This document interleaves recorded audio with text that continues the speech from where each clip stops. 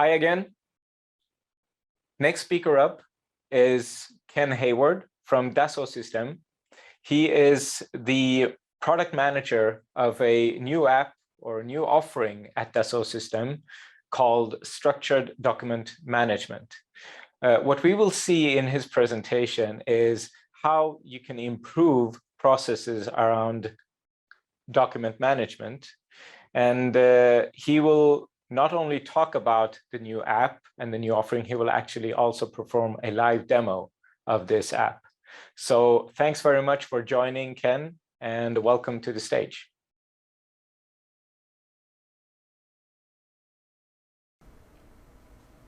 Welcome to this talk on structured document management. My name is Ken Hayward, and I work for Dassault Systèmes as product manager for quality and regulatory. Today I'll explain how structured document management can be used to streamline your authoring process, particularly for data-rich documents, how the solution works in detail, and a use case for CMC reporting to bring it to life. We believe that more efficient, model-driven document production can help you sustain the pace of innovation while maintaining quality and reducing the frustration of duplicated work for your teams. I am including this disclaimer as there may be some forward-looking statements that should not be relied upon for purchasing decisions. Let's talk first about the problem we're trying to solve. When you author Word documents, you edit one monolithic file. You copy and paste information from multiple sources. You add your own content and use boilerplate text from the template. Once this is converted to PDF, reviewed and approved, it's a black box of content that can only be searched using full text. You can't reuse sections, you can't remember where the data came from, or refresh any one section without revising the entire file. If you use a checkout to author, you can't even edit it at the same time. Structured document management addresses these problems by treating documents as data, not a file. Each subsection, table, and image is a separate piece of data in the system that can be traced, reused, and individually versioned. Being available on public cloud in a fully collaborative environment enables you to work with colleagues simultaneously and seamlessly. Before I show you a demo, some concepts to understand what you're looking at. A repository is a classification of content to assign permissions to users. It contains a list of maps and topics. A map is similar to a document, but it only contains the table of contents. The contents themselves are stored in topics. A topic may be a human-authored text, or data from an external system, or an image, or a combination of all three. One or more render formats, processed through a rendering pipeline, determine the output format such as PDF and the translation of styles like heading 1 into their actual format in the output. This way you can have multiple rendering formats that reflect differing output types and style rules. So let's look at the product. When it opens, you will see the list of maps and topics for your repository. We haven't created any yet, so this is empty. The left-hand bar contains the shortcuts for key activities. These will change depending on your permissions. I can create a new map, a standalone topic, or upload images from the file system. The list view can show your favorites, all content, or content created by you. We'll start by looking at creating a new repository. Repositories organize content. They are the highest level of classification. Each repository references a list of maps and topics. It's worth remembering that repositories are a classification and not separated storage. You reference topics in your documents from any repository you have access to. Within a repository, users are assigned permissions against the repository, enabling you to grant access and limit complexity. If you're a repository manager, you can create new repositories and assign users. I'm assigning 2 users to this repository and granting them leader rights. You can select the working repository from the drop-down list or view maps and topics from all repositories. We are going to create a new quality policy based on an existing Word document. First, we will upload a process image we're going to use. Notice that it starts at in-work status, which is equivalent to draft. Later, I'll show you how we progress it through its life cycle. We will now create a new map and see the editing screen for the first time. The left-hand panel shows the contents of the document map. This can be hidden if needed. The menu and toolbar are context sensitive, depending on what is selected, and you can change your selection by clicking in the topic or by selecting from the breadcrumb bar at the bottom. The central panel shows the map and topics. These can then be edited by clicking inside them. The Paste button supports pasting content from Word, PDF or the web. The commonly used menu and toolbar items have shortcut keys. We give the map a title which is equivalent to a document name, and this will appear in the main list. I'm going to paste the next couple of sections from Word. First the purpose, copying the text from Word, providing a topic title and then pasting in the contents. The blue bar shows you which topic you're editing, and the grey dot identifies those topics which you have changed but not yet saved. Any topic that does not have a grey dot can be edited by someone else. While I'm editing a topic, I have a number of options to add content. These are available on the Insert menu. Notice that you can press Ctrl and Enter to start a new topic while editing the previous one. Create the next section using Ctrl Enter and then copy and paste that section from Word. Notice that as it pastes it, it translates the Word text into its own format. This includes items such as tables, images, hyperlinks. We will now insert the image we uploaded earlier into this topic. We can do this by dragging and dropping, copy and paste, or as in this case by searching for it in the repository. The image appears inside the topic, but this is not a copy, merely a reference to this version of the image. We can now save our progress, which will allow these topics to be edited by others. Marking these sections and the document map as frozen will protect them from accidental change. This is a good opportunity to explain lifecycle management. There are 4 states supported by structured document management. In work is the state where content can be edited, and the starting state for all new content. Content can then be promoted from in work to frozen. When frozen, content cannot be edited and can either be revised back to in work or be promoted to released. When a document map or topic is in the release state, it cannot be revised back without creating a new revision. This ensures that when publishing a map, all the content will remain unaltered during and after the process. When a released map or topic is revised back to in work and from there to frozen and released, the previous released version will move to obsolete. Obsolete topics may still be included in released maps, but cannot be revised back to in work for editing.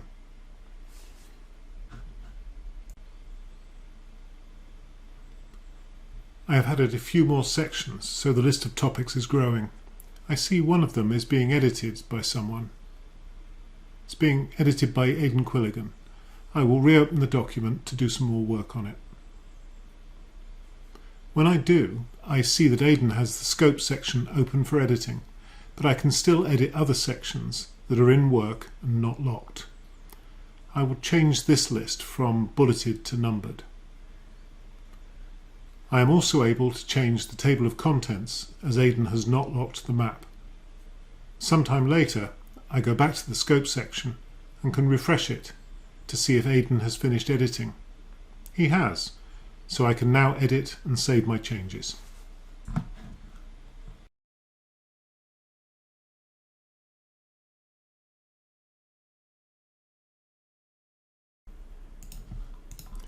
Another situation that can occur is another user has created a new revision of a topic since the last time you opened the map.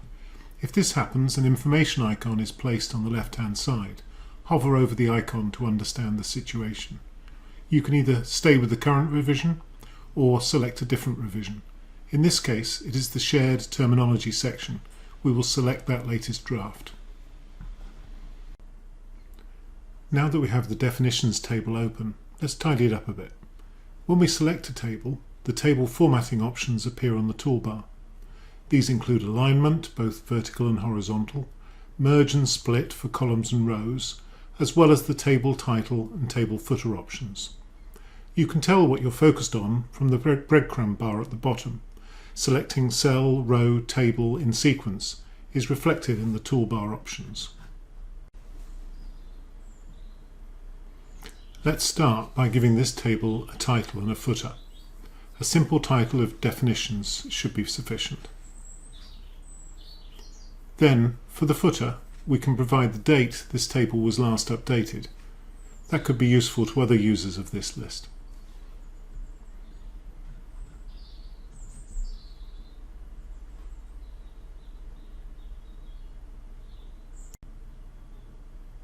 The next thing I want to do is give this table a header row.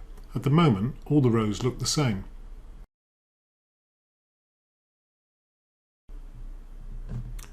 To vertically align the definition name, I make sure the cell is selected rather than the paragraph, and then select the bottom cell with the Shift key and click on Middle Align.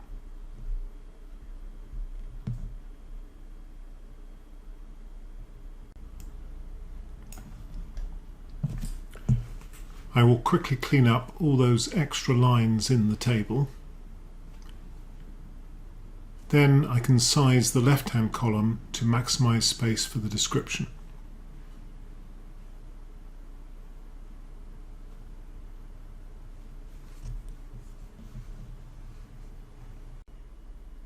If I set this topic to frozen, I think the definitions table is complete. I'm also going to add an ID to the definitions table inside this topic.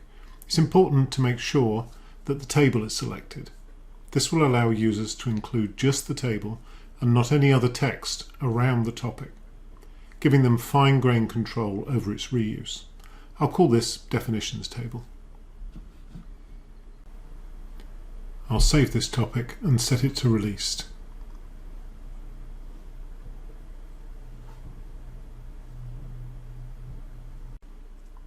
The next time I have a document that requires a definition section, instead of retyping it, I can just link to the existing approved copy, and then I can delete my blank section. I will use the definitions table again to highlight cross-referencing abilities. Here I will cross-reference the mention of the quality management system to the definitions table. Once I've done that, a small arrow will appear next to the definition. Clicking on this will navigate you to the cross-reference. This cross-reference is to an ID, so it will survive subsequent editing and upversioning of the target topic, providing it retains an ID with that name. I notice that QMAS is mentioned multiple times without the brown prefix. I will change all mentions of QMAS to BioVia QMAS.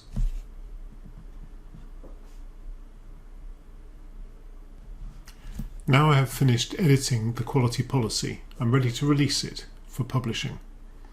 To do this, I select the release option on the document map. Instead of just releasing the map, it will tell me all the topics that also require release, whether they're contained directly in the document or referenced by it. If I'm happy with this list, then I can release all topics and the map. Once I've clicked the release button, it will request release of all of those topics and the map, and as soon as that's completed, the refresh will occur with all of the topics marked as released.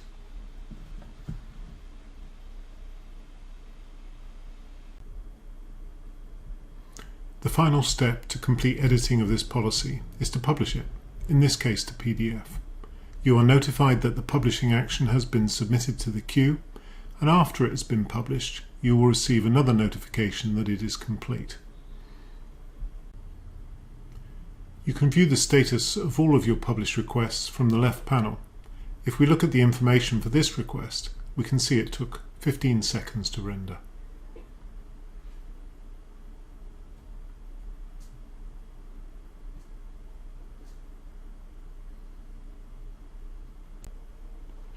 If you missed the notification, you can always access it from the Notifications tab in the 3D Experience platform. You can access your published document from the Published Requests list.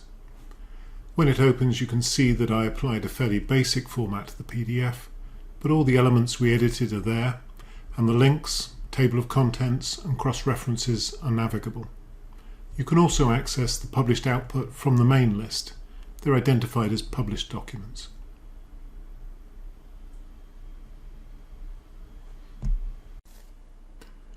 So I'd like to talk a little bit about the technology underpinning structured document management, why it's important and why we chose it. So firstly, the storage mechanism for topics in Structured Document Manager is XML, but XML conforming to the DITA standard. So DITA is the Darwin Information Typing Architecture, and it provides a very detailed schema for storing structured content. Each topic and each topic version has a unique ID that is referenced by the map and by other topics. And so that referencing means the topic can be up-versioned, but we can keep track of the reference between the map and the individual topics. And if you look at the image of the DITA standard text on the right-hand side, you can see that not only is it XML, but it's highly typed. And so we can understand the content of the topic, not just the outer container. We know what the title, what each individual paragraph is contained of, and we can apply IDs down at the paragraph level. So very powerful for where used, for depends upon tracing, and for data traceability throughout its lifetime. This Darwin Information Typing Architecture goes further and allows us to drive the experience from that same schema. And so the options available depends on precisely what part of the content you're in. Breadcrumbs show you whether you're on a paragraph, a row, a column, a cell, etc. And the menus and toolbars are dynamically revised based on the selection that you've made. We've taken that a little further with keystrokes, tried to match industry standard keystrokes for as many of the operations as possible. Of course, all that authoring power is no use unless we can publish effectively and efficiently to the output formats that you need. And so similar to the authoring, we're applying industry standards to the generation of output formats. The open source Apache v2 publishing engine for DITA is an industry standard for publishing DITA XML to output. And we're extending that with our own execution engine, and that allows you to style the output using XSL style sheets and to drop those into the cloud environment to extend the publishing pipeline. And that's work that could either be done by our services people or indeed by third parties. Comes with full support for PDF Universal Accessibility, UA, and also PDF-A for archive formats. Let's look at a practical use case in CMC, the production of technical reports. Up till now, we have looked at the authoring experience, but there is another side to documents, and that is the data they contain. We can include data either from the 3D Experience platform or from off-platform and combine these data to create the tables needed for technical reporting. To produce a technical report, we need to extract the data from the laboratory system. We can do this with Pipeline Pilot. These data can be merged with other sources with their coding harmonized. This process can be executed automatically or manually. These data may need to be aggregated to match the needs of your reporting standards. For example, changing units of measure, levels of precision, or transforming from data lists into a tabular form. You may need to produce charts or filter a subset of the data. These aggregated data sets can then be injected directly into Structured Document Manager repositories as data topics. Pipeline Pilot understands the repository and can create data topics directly from its protocol.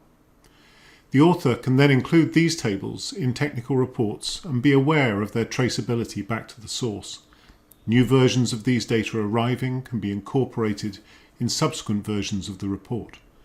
You also have the option of performing an electronic signature on a data verification step to formally approve the data. Using this approach, the provenance of the data is always assured. The author still has full control over the document text, but does not need to identify the correct data manually, nor copy and paste it into their document. In this stability report example, data sets arrive over time. The stability report needs to reflect this new time series data without impacting the human-authored sections. Data is ingested using Pipeline Pilot into the repository with the data topics versioned and tagged with the study, product, date, etc. The document includes the data topics, human-authored text, titles, footnotes. The user can select the latest version of the stability results as they upversion the document, or this can be done automatically. Remember that topics and maps have their own maturity. The latest revision of the map can reference the latest available data, but the previously reported revision is still available as released, referencing the previous data topics. We can therefore seamlessly blend data automation with full human control over authoring in the same process, dramatically improving performance and reducing wasted time. We released the first version of structured document management in the spring of this year. We've released 2 versions since, and everything I've shown you today will be released in the early part of 2022. And we're now working with a group of customers around key use cases for CMC and stability reporting. And in support of that, we're doing a lot of work around data traceability, verification, electronic sign-off, and in addition, ontologically aware documents. So not only understanding the parts of the topic, but also how they relate to other objects within 3D experience, such as science, engineering items, manufacturing items, etc. We're also extending the ability to map where a piece of content is being used, where it's cross-referenced or included in other maps, and graphical capabilities to visualize those dependencies. We're also extending structured document management to cover unstructured documents, so traditional legacy documents, so that there is a seamless integration and overlap between the structured and the unstructured world. And lastly, to be able to fully integrate with the product lifecycle management capabilities, so that we can produce structured output based on documentation, based on engineering items within the bill of materials. I hope you've seen that we're taking a new approach to authoring content, that we can treat documents as data, that we can separate the authoring process from publishing, and we can start to assemble documents from pieces instead of writing them from scratch, and that this is available on a modern public cloud, fully collaborative and fully online. Thank you for your time today. I hope you found this useful.